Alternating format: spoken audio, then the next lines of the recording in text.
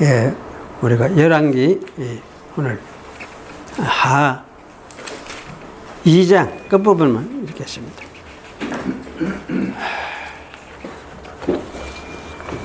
이 장 19절부터 읽겠습니다.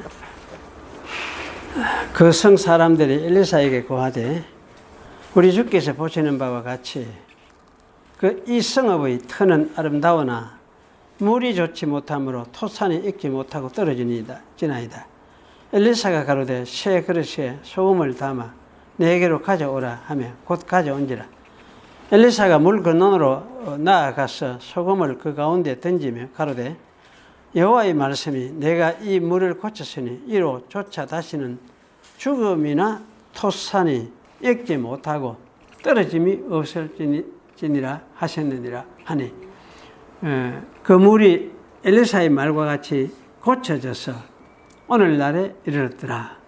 엘리사가 거기서 베델로 올라가더니 길에 행할 때에 젊은 아이들이 이 젊은 아이들이 사실 작은 꼬마 아이들이 이렇게 하는 게 차라리 나아요.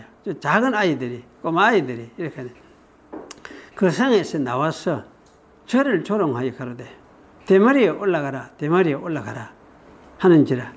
엘리사가 돌이켜 저희를 보고 여호와의 이름으로 저주하며 그 숯불에서 앙콤 둘이 나와서 아이들 중에 42명을 찢었더라. 엘리사가 거기서부터 갈멜산으로 가고 거기서 사마리아로 돌아왔더라. 예, 여기까지 읽었습니다. 잠시 기도하겠습니다. 그러하신 하나님 감사합니다. 오늘도 함께 말씀 앞에 머리를 우리가 숙이고 또 이 말씀을 통해서 하나님을 만나 뵙기를 원하며 또 하나님의 말씀을 듣기를 원하오니 이 시간도 이 말씀 통해서 우리 각자에게 말씀해 주시옵소서. 그래서 우리가 이 말씀을 듣고 교훈을 받으며 또 책망을 받고 교정하며 주님 앞에서 바르게 서고 또 우리가 정신을 차리고 우리의 신앙을 가진 눈으로 하나님을 바라보며 말씀 듣는 그래서 생명을 확인하는 그런 시간이 되도록 은혜를 베풀어 주시옵소서. 부족한 저를 붙잡아 주시고 성도들의 마음과 생각도 지키시고 이 말씀 가운데서 임하여 오시는 하나님을 베풀어 도와주시옵소서. 오지 못한 우리 성도들도 어디에 있든지 주의 말씀을 상고하며 이미 주신 십자가와 부활의 도리를 통해서 참 굳게 그 터전 위에 서는 우리 성도들 되도록 하나님께서 인도해 주시옵소서. 저희 한국 교회와 또 우리의 작은 교회도 하나님이 축복하시고 말씀이 새롭게 서며 또 이 말씀의 도리가 전파되어지며 또 이것이 교회를 세워가며 하나님 나라를 이루어가는 그런 은혜가 있을 수 있도록 하나님 참으로 축복해 주셔서 주님이 세상에 오신다고 할지라도 그때까지도 주님이 원하시는 주의 백성들이 주님 앞에서 주님을 섬기는 그런 교회가 될 수 있도록 하나님 은혜를 베풀어 주시옵소서. 이 시간 저희의 입술을 지켜주시옵소서.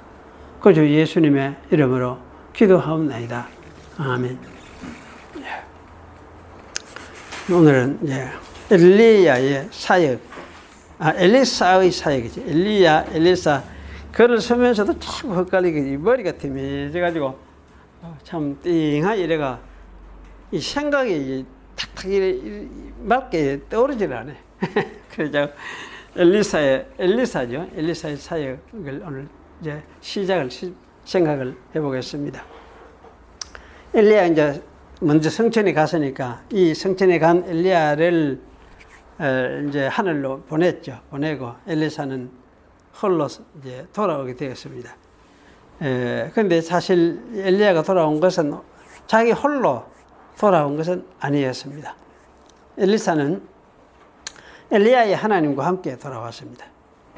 요단을 가르는 엘리야의 겉옷을 가지고 돌아왔으니까 엘리사는 엘리야의 하나님의 영을 입고 돌아온 것이었다. 그렇게 또 말할 수 있을 것 같습니다. 엘리야의 하나님은 엘리사에게 임하여 있었던 임재해 있었던 것이죠. 그리고 엘리야가 가나안화된 이스라엘과 싸웠듯이 엘리사 역시 가나안화된 이스라엘을 정복하기 위해서 싸우려고 깨뜨리려고 하는 거죠. 요단을 건너서 가나안 땅으로 들어왔던 것입니다. 이 엘리사라는 이름은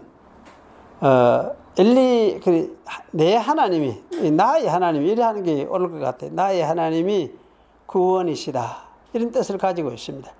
아마도 이제 이 엘리사의 사역에서 우리는 이제 하나님의 이 구원을 볼 수 있을 것 같습니다. 여리고로 돌아오자 엘리사가 맞이한 첫 번째 문제가 있는데요. 그 문제에 부딪혔습니다. 그것은 여리고 성터가 열매를 맺지 못한다는 문제였습니다. 그래서 여리고 사람들이 엘리사에게 와서 성터는 아름다운데 물이 나빠서 땅의 열매가 익지 못하고 떨어집니다. 라고 하소연을 했는지 모르겠습니다. 예. 그래서 땅이 열매를 맺지 못한다고 말한 이것은 열매를 맺지 못한다 한 이 말은 사실 폭이 굉장히 넓게 사용되는 말입니다. 사람이 잉태를 했는데 아이를 뱃속에서 끝까지 키워서 낳지 못하고 유산해버리는 경우, 이걸 이제 영어에서는 미스캐리지, 동사로 그렇게 하기도 미스캐리지 이렇게 표현을 하는데, 이거하고 히브리말하고도 발음도 비슷해요. 히브리말도 이거는 메사칼렛나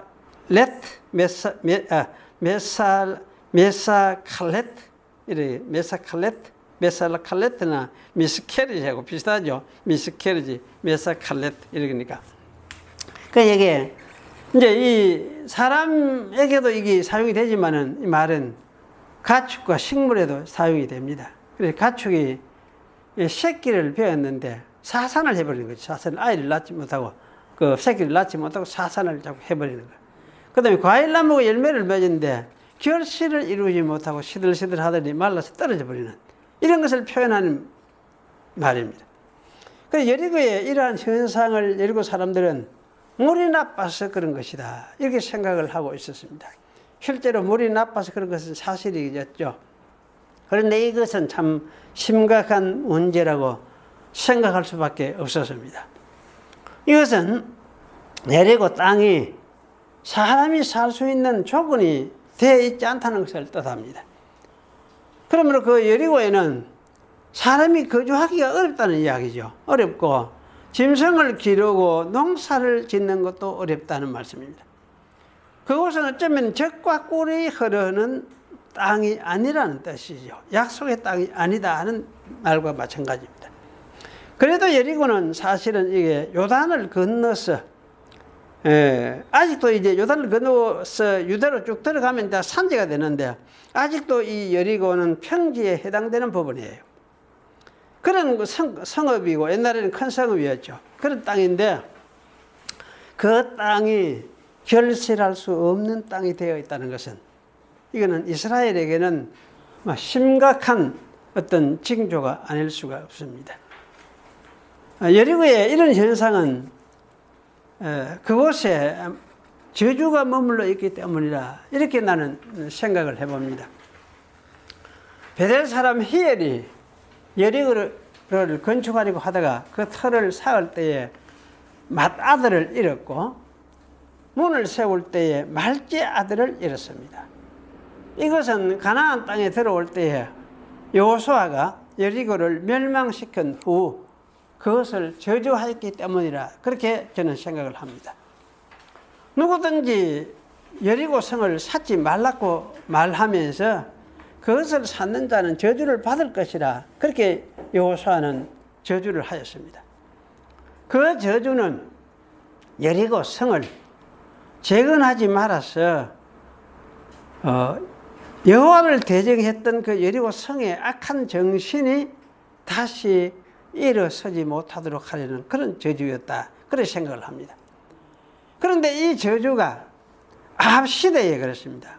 바로 얼마 전이거든요. 아합 시대에 히엘에게서 이게 실행이 됐습니다. 히엘에는 사람이 여호수아의 저주를 무시하고 거기에 성을 쌓으려고 하다가 이런 일이 일어났던 것이죠.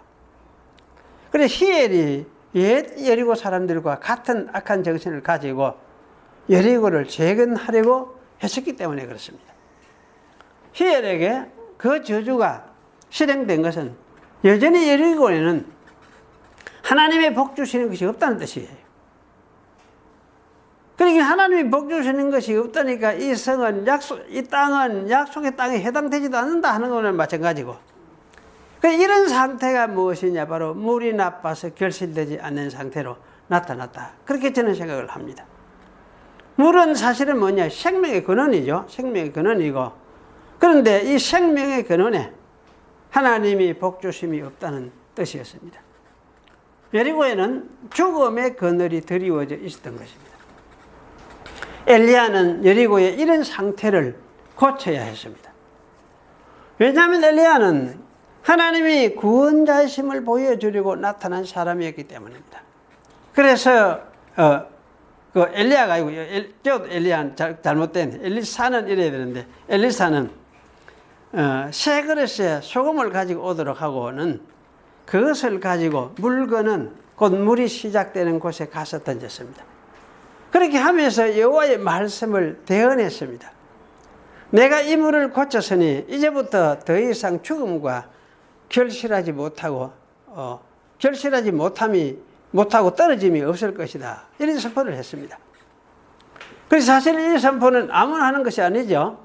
하나님의 말씀을 대언하는 하나님의 대언자만이 할 수 있는 말씀이에요.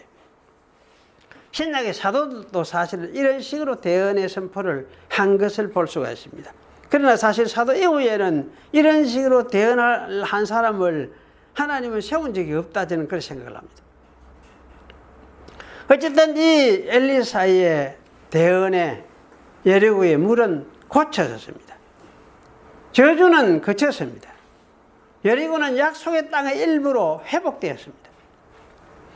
이것은 이스라엘을 회복시키려는 하나님의 의지를 보여준 것이라고 저는 이해를 합니다.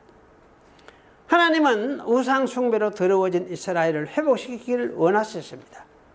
정상적인 이스라엘을 만드시고자 하셨습니다. 그래서 아마 새 그릇에다가 소금을 담아서 치료를 하는 행위를 했다, 그렇게 저는 생각을 합니다. 이 새 것이라는 것은 바로 이제 그야말로 새로 하겠다는 이야기죠. 새로. 그래서 여기 이제 소금을 담았다. 소금은 변하지 않음을 뜻하니까 타락하지 않음을 상징하는 것이기도 합니다. 하나님이 이스라엘과 맺은 그 변하지 않는 소금 언약을 또 상징하기도 합니다.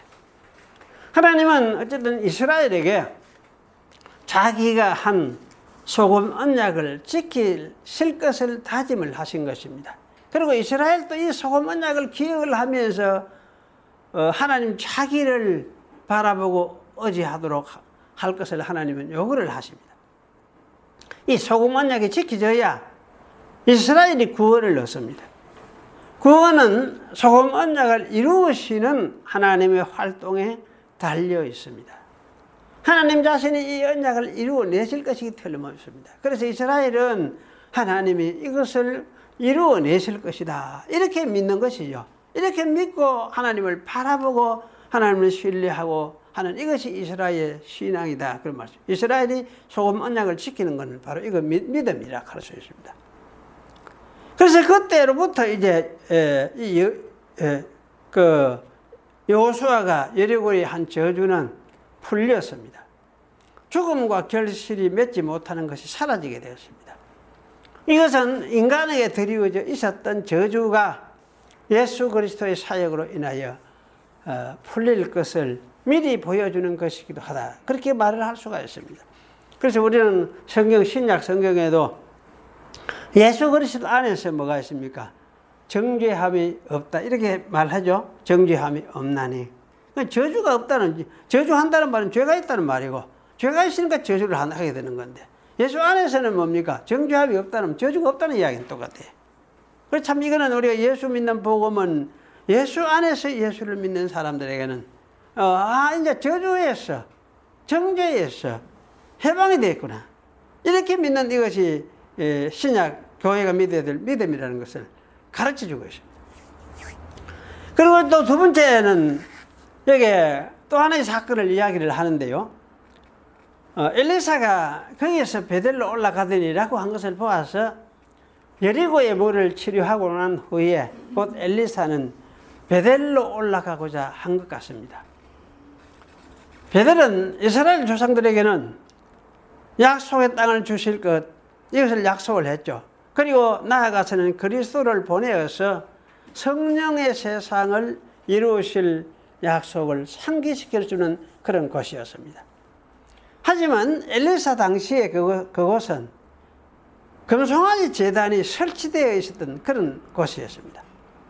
그래서 이번 기회에 아마 엘리사는 여행할 곳들을 이런 생각을 하면서 이제 여리고, 베델, 갈멜, 사마리아 이렇게 여행을 하게 되죠. 이렇게 이러는데 이런 엘리사가 여행한 곳들을 우리가 이제 한번 생각을 해보면은 엘리사는 베델로 가서 이스라엘의 범죄의 가장 근원이 되는 금송아지 제단을 아마 보고 와야겠다. 아마 이런 생각을 했을 것 같아요. 왜냐하면 이걸 근본 뿌리가 여기에 있으니까 이것과 더불어서 참 하나님의 말씀을 선포를 하고 말씀으로 싸우고 이렇게 하는 그러한 일을 해야겠구나. 뭐 이런 생각을 아마 하면서 이 범죄의 뿌리가 되는 이 베델의 금송아지를 제단을 보고 와야겠구나.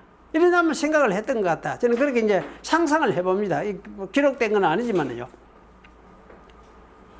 그래서 이런 어쨌든 이런 가운데서 이거는 자기가 치료를 해야 될 그런 대상이니까, 문제니, 것이니까, 자, 가서 이제 한번 이걸 보고 와야겠다. 이런 생각을 했던 것으로 저는 생각을 합니다. 그리고 엘리사가 이제 길을 따라서 베델로 올라가기 시작을 했습니다. 그러니까 여리고를 출발해서 이제 올라가기 시작을 한 거죠. 근데 베델은 여리고보다 훨씬 높은 산지에 있어요. 높은 산지에 있는데, 그래서 아마 여기 올라간다는 말 두 번 나오는데 올라간다는 말이 반복적으로 사용되고 있는 것 같아요. 그래서 아마도 이 엘리사가 그러니까 이제 여리고를 향해서 출발해 이제 올라가기 시작을 했던 것 같아요. 그런데 여기 말하는 이 성이라는 말이 애매하게 번역이 되어 있는데요. 사실 이 성이라는 말은 정관사가 들어있는 거성이라고 이렇게 지적을 하고 있어요. 그럼 거성하는 건 거성은 어느 길을 말하냐? 진짜 베델을 말하느냐? 베델은 아닌 것 같다 이런 생각이 듭니다. 왜냐하면 이제 베델 같으면 저자 있는데 저자에서 아들이 올라가라 이 말이 아니지 안 되잖아요. 그러니까 이 자 있는 건 뒤에 성, 여리고 성을 이야기를 하는 거예요. 그 성이란 말이. 그러니까 올라가라 아이들이 따라오면 뒤에서 올라가라 이렇게 말을 할 수 있는 거지. 저쪽으로 올라가라 이 말이야. 이쪽 여리고를 떠나라 이런 말이 똑같은 거지. 올라가라 이런 이제 소리를 하는 거죠. 그래서 사실은 이렇게 해서 참 이런 일이 벌어졌으니까 이건 그야말로 참 이거는 뭡니까? 있을 수 없는 일이 사실은 벌어진 것이죠. 있을 수 없는 일이. 그래서 여기 보니 대머리에 올라가라. 엘리사가 머리가 대머리에 있는지 모르겠는데 어떤 사람은 이거는 아마 자체 대머리라기보다는 이 머리를 깎았을 것이다. 왜냐하면 선생이 이제 가고 얼마 안 되는 때니까 아마 이렇게 해서 말을 하는 사람도 있는데 하여튼 이 대머리가 그 죄는 아니거든요. 사실은 모세 오경에도 보면 대머리가 죄는 아니에요. 그런데 대머리는 대머리에 대머리 자체는 괜찮은데 대머리 자체 속에 움부간 뭐가 생기고 나기 시작하면 이게 자세히 살펴봐요. 혹시 문둥병이 아닌지 이렇게 이야기를 했어요. 그러니까 이제 이런 엘리사를 보면서 아이들이 이런 일을 벌였던 것이죠. 그게 조롱이에요. 이 아이들이 사실 여리고에서 나왔던 것이 맞는다면 이래서는 안 되잖아요. 이거는 왜냐하면 아이들은 적어도 엘리사에 대한 소문을 들었을 가능성이 큽니다. 왜냐하면 엘리사는 물을 치료하는 사건이 있기 전부터 이미 여리고에 와서 있었습니다. 적어도 거기서 3일 이상 이미 있었던 일이요. 그러니까 여기 이제 물을 치료하기 전에 이미 3일 조금 있었으니까.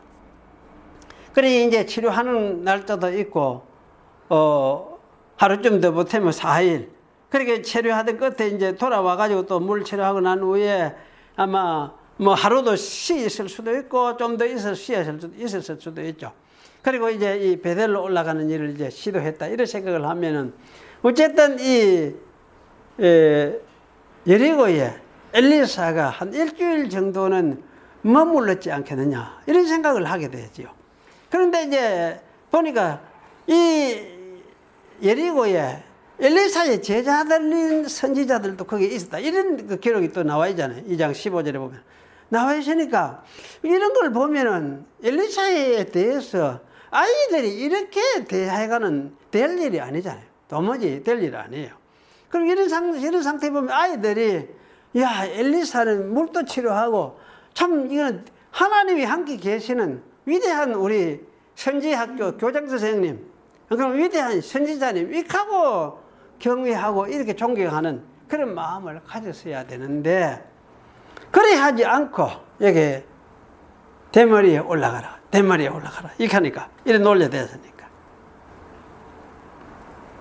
참 이 꼬마 아이들 한 일이 너무나 어처구니 없는 그런 일을 했던 것입니다. 그는 이것을 엘리사를 모독하려 하는 것일 뿐만 아니라 엘리사와 함께 있는 하나님을 모독하는 것이죠. 그렇게 엘리사나 선지자 엘리사나 하나님, 그와 함께 있는 하나님을 사실 눈곱만큼도 이거는 존경하고 두려워하는 것이 없는 그런 상황을 보여주고 있습니다. 그동안에 이 여리고 사람들의 이 영적인 상태를 이거는 반영해 준다 할 수 있죠. 이런 상황 하루 이틀에 되는 것은 아니거든요. 아이들의 부모들은 이스라엘의 하나님과 그의 선지자들을 그야말로 이래 눈곱만큼도 귀하게 여기지 않았음을, 그리고 아이들에게도 그러한 경멸적인 태도를 늘 보여주고 살아왔음을 반증을 하고 있습니다. 그래서 이런 맥락에서 볼 때에 물을 고쳐 달라고 찾아왔던 엘리야를 찾아왔던 그 사람들도 혹시는 엘리야를 시험하려는 마음을 가지고 그런 요청을 했던 것은 아닐까, 이런 생각도 가지게 됩니다. 어쨌든 이런 추론 속에서 우리가 생각할 때 여리고 사람들은 그야말로 이거는 책망과 심판을 받아야 마땅한 사람입니다. 그리고 이 꼬마들 역시 여호와 이스라엘 하나님으로부터 경로받고 책망을 받고 심판을 받아야 마땅합니다. 아이들은 사실은 어른들의 산물이기 때문에 그래요. 어른들에게서 그 어른이니까 그 어른에게서 이런 아이들이 생겨난 거지. 이 사건은 어쨌든 엘리사가 참 이런 이스라엘 상태가 이렇구나 하는 걸 이걸 되새기고 확인하게 해주는 그런 사건이었다고 할 수가 있습니다. 싸워야 될 그 근거가 무엇인지를 신랄하게 보여주는 그런 상황이다 할 수 있죠. 사실은 이런 인간의 마음이 이게 원수고 대적이죠. 그래서 엘리야는 사실 이런 아이들에게 여호와의 이름으로 저주하였습니다. 왜냐하면 엘리야는 여호와의 하나님을 대리하는 사람으로서 하나님의 진노를 발할 수 있는 사람이었기 때문입니다. 여호와가 엘리사와 함께 계시면서 이스라엘에게 진노를 발하셨습니다. 저주가 떨어지자 숲에서 암곰 2마리가 나와서 아이들 중에 42명을 찢어버렸습니다. 아이들이 왜 이렇게 많이 나와 있는지 이것도 생각해보면 제가 어릴 때 놀던 걸 보면 생각해요. 동네 아이들 다 나와가지고 한테 모여가 밤에 달 밝은 밤에 뒷강변에 가가지고 빨가벗고 모두 막 총싸움 한다고 서로 패를 나눠가 이래서 밤에 막 돌아다녔어요. 그런 걸 생각해보면 야들도 그랬을 가능성이 있구나 이런 생각이 들어요. 그런데 사실 이런 아이들이 이제 이렇게 놀리자 이걸 다 죽여버린 거예요. 42명을 죽여버린 거지. 근데 사실 이런 걸 읽으면은 문득 느끼는 것이, 야, 이 하나님 이거 너무하네. 좀 한번 봐주고. 너무 잔인하네. 이런 생각이 사실 쓱쓱 들어요. 그런데 그래서 제가 이제 이걸 성경 읽으면서 설교 준비를 서면서 참 다시 생각을 해보니까 그래요. 이게 하나님 잘해낸 것이 아니구나. 아이들에게 마땅히 일어날 일이 일어났구나. 이런 생각이 들어요. 하나님에 대한 이스라엘의 정신 상태를 생각하면은 이것보다 사실 더한 일을 당해도 마땅하는 것이요. 참, 여기서 우리가 생각을 하게 되는 거는 그래요. 우리 인간은 자기 자신이 악하며 지은 죄악이 크다는 거, 이걸 잘 생각을 하지 않아요. 이거는 덮어놔쁘고, 하나님 무조건 사랑해주고 덮어주고, 이거 좋아해요. 그래서 하나님이 자기 죄악은 생각을 안 하고, 하나님이 심판하시는 거, 이것을 별로 좋아하지 안 하고, 잔인하다고만 생각하는 그런 경향이 있어요. 하지만 하나님은 우리가 기억할 것은 항상 인간이 생각하는 것보다 더 자비롭고 너그러우신 분이시다는 것. 이것이 틀림없습니다. 인간의 죄악이 아무리 커도 이 큰 죄악보다는 훨씬 더 어렵게 채찍하시는 분이십니다. 이것은 아마 틀림없는 진리라 생각이 됩니다.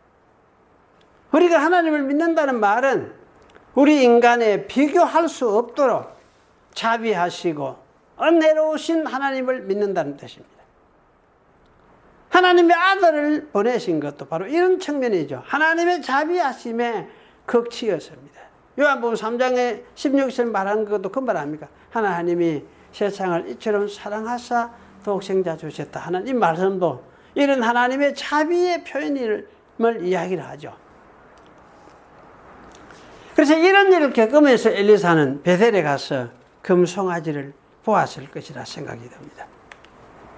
그리고 갈멜산에 가서는 스승 엘리야가 바알의 선지자들과 대결한 것과 거기서 하나님의 음성을 들었던 것도 생각해 보았을 것이다. 그런 생각을 합니다. 그리고 거기서 다시 사마리아로 돌아왔을 것입니다. 사마리아는 당시에 북쪽 왕국 이스라엘의 수도였습니다. 그런데 이 사마리아는 우상에 빠져 있었습니다.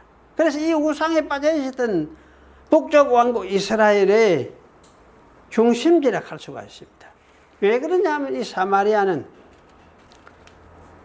아합의 아버지 오므리가 세운 성이었어요. 아합의 오므리가. 아합의 아버지가 장군이었거든요. 장군이었는데 그 장군이 이 사마리아 성을 세웠어요. 사서. 그리고 이 사마리아 성 주인 이름을 따서 사마리아 성이다. 이렇게 이름을 붙였어요. 그렇기 때문에 사실 이 사마리아 성은 아합의 아제트예요. 아합, 그 오므리, 아합, 아하시아 자식이 죽었죠. 그 다음에 여호람, 여호람이 이렇게 이어지는 이 오므리 왕조의 총본산이 무엇이냐? 이게 사마리아였어요.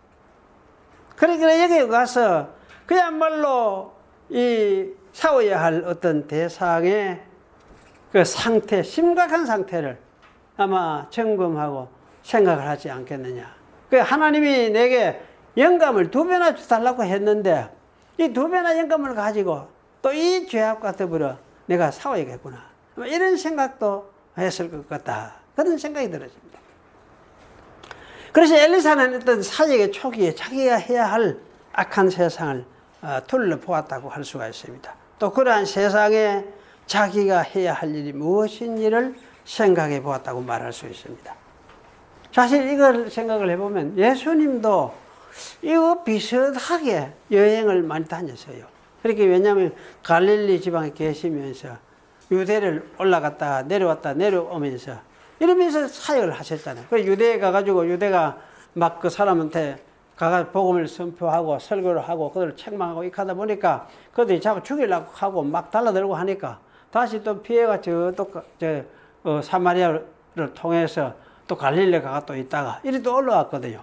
사실 이런 어떤 여행을 하면서 참 인간의 상태를 생각을 하고 그러면서 이제 자기가 해야 될 일이 무엇인가 이런 상황 속에 자기가 해야 될 일이 무엇인가 궁극적으로는 그러면 아버지께서 말씀하신 대로 자기가 죽어서 부활을 통해서 하나님 아버지의 임재를 이스라엘 백성에게 나타내 보여줘야 되겠구나.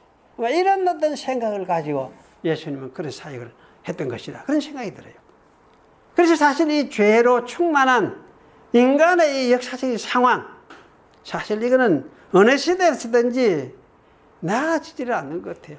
계속 반복되는 것 같아요. 이어지고 계속되는 것 같아요. 이게 조금 그 사회가 좀 발전이 됐다 하는데 사실 발전된 게 아니에요. 저는 볼 때 발전된 게 아니고 도시화되는 게 그게 나아지는 것이 아니에요. 그게 되면은 오히려 뭡니까 사람이 좋은 거 생각하라고 더 못된 것만 많이 생각해. 망하게 죽이고 파괴하고 이런 것을 많이 생각하게 만드는 그 인간의 그 생각인 것 같아요. 인간 뿌리 속에 들어있는 모습인 것 같아요. 그러니까 이런 것을 이제 전부 이제 더 되새겼겠죠. 확인했겠죠. 예수님도 그랬고 엘리사도 그랬던 것 같아요.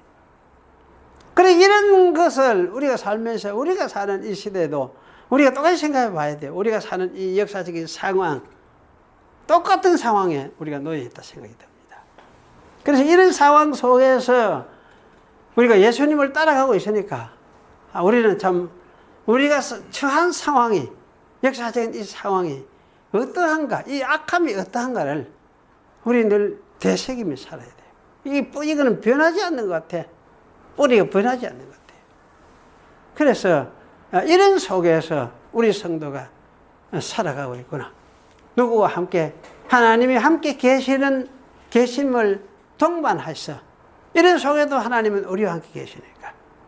이런 속에서 우리는 이런 세상에서 살아가고 있구나. 이걸 우리가 되새겨야 될 것 같아요. 이래 하면 성도는 어디가 있습니까? 하나님 앞에서 동행하고 또 하나님 앞에 엎드리고 기도할 끼고 의지할 끼고 이렇게 하겠죠. 성도는. 그러면 그 가운데 또 하나님이 또 이끄심을 또 받게 되고 그래 받으면 또 그걸 깨닫게 되잖아요. 깨닫고 그래서 하나님이 함께 하시는 사람으로 살아가겠죠. 이게 성도겠죠. 이게 성도겠죠. 그래서 이 사실을 우리가 좀 상기를 해야겠다. 우리가 어떤 시대가 아무리 세상에 좋은 시대 가지만 좋은 시대 안 올 것 같아요. 좋은 시대는 안 올 것 같아요. 좋은 시대가 올 수가 없어요. 우리가 사는 이 시대 상황 속에서 우리가 사는 이 땅의 배경을 우리가 참 잘 주시하면서 살아가야 되겠다. 그런 생각이 들었습니다. 그래서 이 땅에는 유토피아 같은 세상 없어요. 없고 천당 같은 세상은 없어요. 이건 어디에 있느냐 할 때 하나님 안에만이 있고 하나님만이 또 이걸 이루십니다. 그걸 잘 기억을 해야 되겠습니다. 기도하겠습니다. 거룩하신 하나님 감사합니다. 오늘 또 주의 말씀을 통해서 우리가 어떤 세상 속에서 살고 있는가를 우리가 되새겼습니다. 이 땅 속에 살고 있고 여기에 우리가 발을 붙이고 살아가고 있습니다. 이 땅은 악한 세상이고 한없이 참 심판을 받고 망할 수밖에 없는 그런 세상임을 우리가 알게 되었습니다. 그리고 또 우리는 이 가운데 살면서도 이 땅 아닌 다른 세상 예수 그리스도의 성령 안에 우리가 살고 있음을 다시금 되새겼습니다. 주님의 나라 안에 우리가 편입되어서 살고 있음을 고백을 합니다. 우리 마음속에 이걸 되새기면서 우리가 싸워야 할 것이 무엇인지도 알게 하시고 싸워야 할 때는 싸우고 또 주님을 따라서 갈 때는 가고 넘어질 때는 넘어질지라도 또 일어나서 가고 주님을 바라보면서 가는 그런 저희들이 되도록 붙들어 주시고 이런 가운데서 저희와 함께 동행하시고 또 때로는 주님 자신을 나타내시면서 우리를 붙들어 주시고 위로해 주시옵소서. 그래서 저희가 낙심하지 않고 주의 백성으로 주님을 따라갈 수 있도록 해 주시옵소서. 우리에게 주어진 모든 어려움들이 모두가 주님께서 간섭하시고 도우시고 우리가 구원에 이르도록 역사하는 선에 이르도록 역사하는 요소들임을 아오니 주님이여 권고하시고 축복하사 저희 성도들이 주의 나라를 향해서 가기에 피곤하지 않게 하시고 낙심하지 않게 하시고 오히려 일어나서 그곳을 향해서 나아가는 그런 우리 성도들이 되도록 은총을 베풀어 주시옵소서. 그저 예수님의 이름으로 기도하옵나이다. 아멘.